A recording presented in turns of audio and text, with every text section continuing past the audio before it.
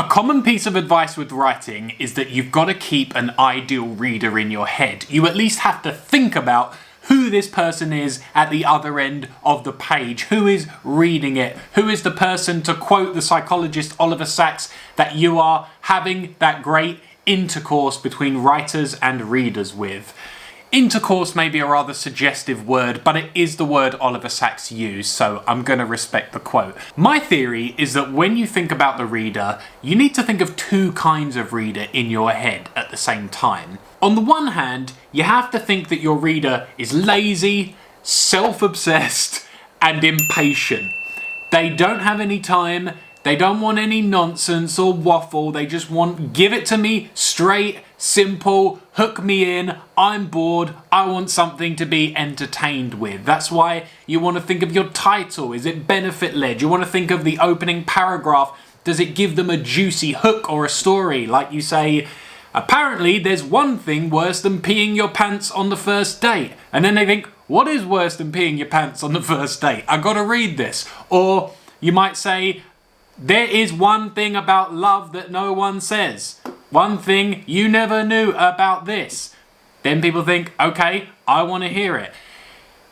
And then you want to think about making things accessible, clear, easy to read, all those things. But then, on the other hand, you also want to think that your reader is intelligent, shrewd, savvy, and has read 100 things about this before, and they want to see what you have that's original. They want to see something insightful. They are going to pick you up on any sloppy grammar, bad arguments, lazy paragraphs. And for that person, that's why you want to go through it time and time again and make sure it's packed with delicious, insightful, well-researched, thoughtful content so that it's delivering value. Because you don't want to condescend to the reader. You don't want to patronize them and assume, oh, they don't know anything. I've got to keep it really at basic level all the time and assume that they got no prior knowledge. You know, if you read something in The New Yorker assumes that its reader has some level of education. They understand certain concepts. But it still has to tell them why an article about quantum mechanics or neuroscience or, I don't know, 19th century novels, it still has to find some hook into that that's interesting to the reader who's not an expert in that. It still has to do a bit of explaining for the more heady concepts.